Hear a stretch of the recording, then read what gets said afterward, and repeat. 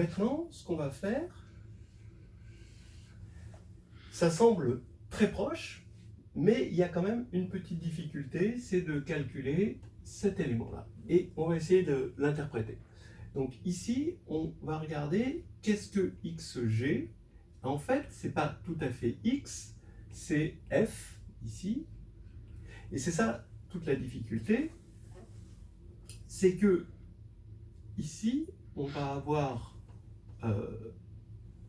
f, c'est l'ensemble des fonctions qui vont aller de, lui je vais lui donner un nom, je vais l'appeler e, qui vont aller de e dans lui, je l'appelle k, de e dans k, tel que f rongé est égal à f. C'est ça la définition, puisqu'il faut que ce soit stable par g. Alors maintenant, qu'est-ce que ça veut dire? Eh bien, si f rongé est égal à f, alors, donc f rongé égale f, ça implique que f rond g2 est égal à f, en composant par g à droite. Et par récurrence, que f rond g k est égal à f, quel que soit k dans n, on va dire dans n étoiles. Maintenant, on vérifie que ça, c'est vrai aussi. Donc, f rongé égale f, ça implique que f est égal à f rond g-1. Et par récurrence, si je le note mieux, et par récurrence que f rond gk est égal à f, quel que soit k appartenant à z à la fin. D'accord? Ok. Ici, ça va être vrai pour le négatif. On le vérifie pour 0. C'est évident pour 0, parce que quand on va prendre 0 ici, on aura l'identité, et c'est f égale f. Donc, on a ceci pour trouver. Donc, moralité, conclusion.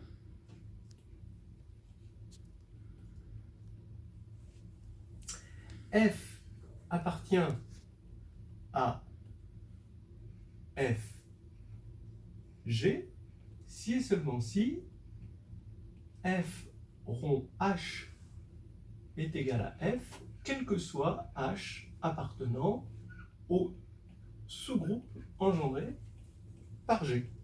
D'accord? Sous-groupe cyclique engendré par g. Et maintenant, ce qui va être important, c'est qu'est-ce que ça veut dire? Ça veut dire que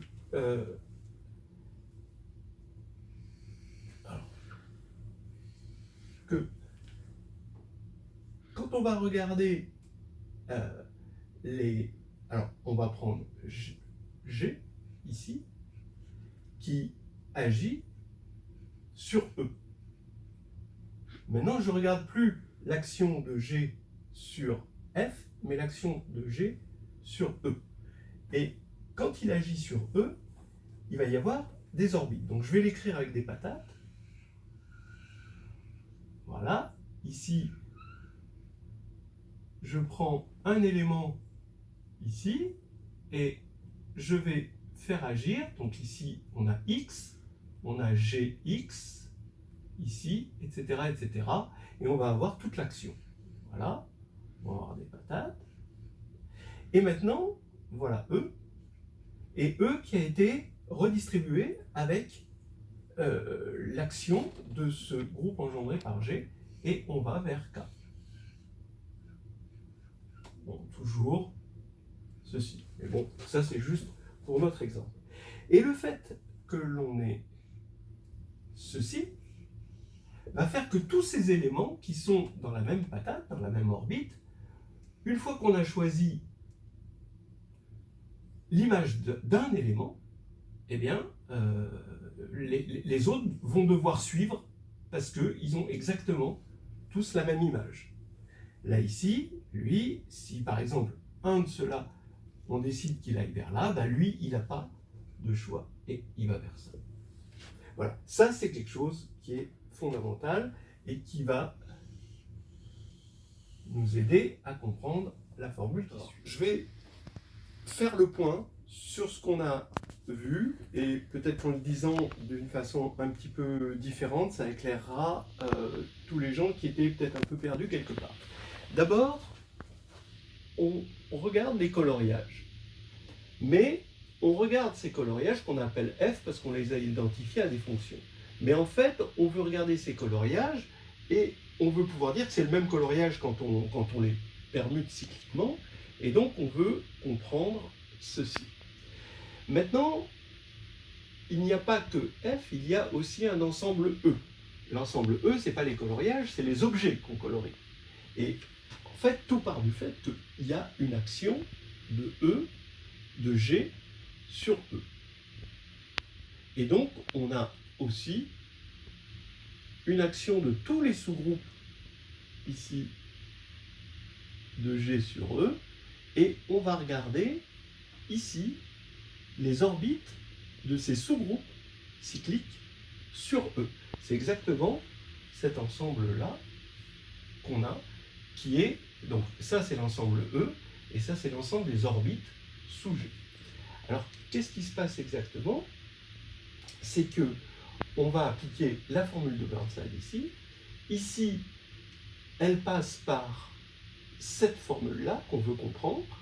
Et maintenant, on a vu que dire que f rongé est égal à f, ça revient à dire que f rongé 2 est égal à f, f rongé 3 est égal à f, ça c'est facile, f rongé moins 1 est égal à f rongé moins 2, bah, du coup est égal à f rongé moins 1, qui était encore égal à f, donc on a f rongé k qui est égal à f pour tout k dans Z. Donc f rond h est égal à f. Alors maintenant je rajoute un petit quelque chose, c'est que f maintenant, ça veut dire, j'interprète ça comme f de h de x est égal à f de x. Et h de x, en fait, c'est h point x. D'accord? Donc je l'écris comme ça. Et c'est pour ça que à chaque fois, donc je prends x, j'ai une image, je compose par g, je compose par g2, je compose par g puissance k, et j'ai toujours la même image à cause de cette formule-là. D'accord? Réciproquement, si j'ai effectivement, si je définis une application qui est constante sur les orbites, donc sur ces patates-là, alors j'ai une application qui vérifie ça. Et si elle vérifie ça, elle vérifie que f rongé k égale f, et en particulier pour k égale 1, je vais avoir f rongé égale f, et j'aurai une application qui est invariante, donc un coloriage invariant. Donc, allons-y, maintenant, on va compter, c'est facile. On a que f sur fg est égal à l'ensemble des applications de ces patates-là vers ça, mais on sait quel est le cardinal de l'ensemble des applications. Quand on a un ensemble ici, E, et un ensemble F, le cardinal des applications, c'est le cardinal de F puissance le cardinal de E.